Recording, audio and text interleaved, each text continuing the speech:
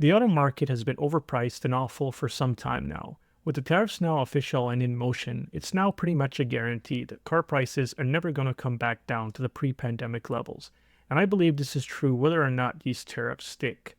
Hey guys, welcome back to the channel. Appreciate you guys tuning in. It's been a few days since President Trump enacted what he called Liberation Day and announced many tariffs on a variety of countries. Regardless of what happens going forward, whether there's a rollback or a pause, high car prices are here to stay.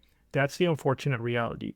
The pre-2019 era of affordable cars is truly dead and gone. And it's unfortunate because there was some hope that a lot of these greedy automakers that overpriced and overproduced cars would get punished for that greed. And it was already starting to slowly happen, with automakers like Stellantis seeing a 70% drop in their profits last year. Not just Stellantis, but automakers like Ford and Nissan as well. This was forcing a lot of them to bring discounts and make their cars less expensive. The only thing regulating car prices now is how much banks are willing to approve for new auto loans, because most consumers are payment shoppers. That's the unfortunate reality. They don't really focus on the price tag. So even if it means taking on a 7 or 8 year loan, if the banks approve it, most people will sign. So tariff price hikes aren't going to deter consumers, but their credit scores will. Now, I've got to admit, I was wrong about something regarding the tariffs. In another video, I said I believed the effects of the tariffs would kick in only after they were implemented.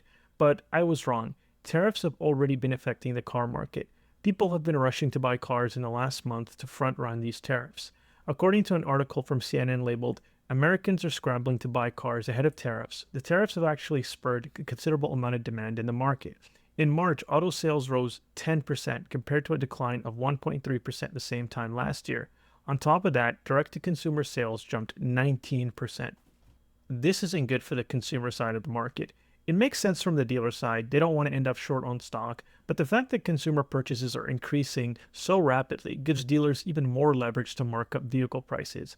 I've been hearing from several automotive YouTubers that some dealers have already started raising prices. Some even canceled previously negotiated deals because they suddenly believe car prices are going higher. Right now, it's pretty much a lose-lose situation for consumers. If you cave to current high prices and the tariffs get paused later, you could end up with massive negative equity. And if tariffs stick, then high prices are here to stay, both for new and used cars.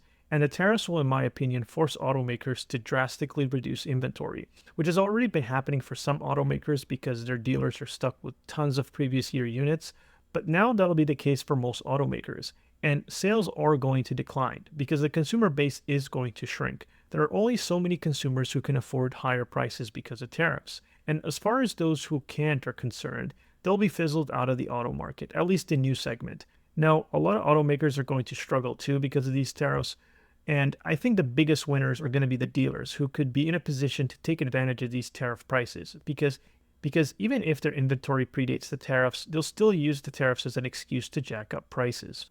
All the leverage is in their hands. The threat of tariffs, not even the tariffs themselves, is enough for them to justify markups. I know car prices have been high for a while, but at least consumers had the advantage of working with dealers or brands stuck with excess inventory. Now, even that will start slowly fading away. I've been noticing that in a lot of dealers that I've been looking into as far as their websites, a lot of them have been getting rid of discounts and offers they were promoting just a few weeks ago. Some are pretty delusional about how much they can take advantage of the tariffs, but they're going to try to milk it for all it's worth. If you want a sense of which brands are more likely to see price hikes soon, I'd recommend checking the Cox Automotive Day Supply chart for January.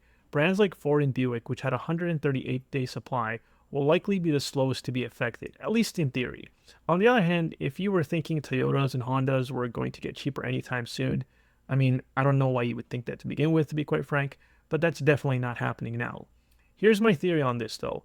Automakers with the highest current day supply, Dodge, Hyundai, Nissan, Jeep, will eventually see higher price hikes than lower supply brands, but increases for them will happen much slowly. Meanwhile, brands like Toyota and Lexus with lower supply will see much more immediate price hikes, but will have smaller increases overall. And the reason for this is I think automakers with high supply can't raise prices just yet. In fact, Ford and Stellantis are actually giving out discounts. Now, they could try maybe cutting incentives and getting rid of these discounts first, but they can't raise prices. They'll need to reduce their bloated inventory. And that just takes time. And quite frankly, a lot of their dealers don't mind them using that time because some automakers have been forcing their dealers to take a lot of overpriced crap for some time now. And a lot of these dealers are stuck with inventory they just can't move. So brands like Jeep and Ford will let their current inventory increase in value by just kind of letting it sit there and not increasing it before making any major moves to ramp up production again. So, if you're looking for a deal, your best bet right now is with one of those high supply automakers. And even with them, you still have to do a considerable amount of research because it'll vary from dealer to dealer and model to model.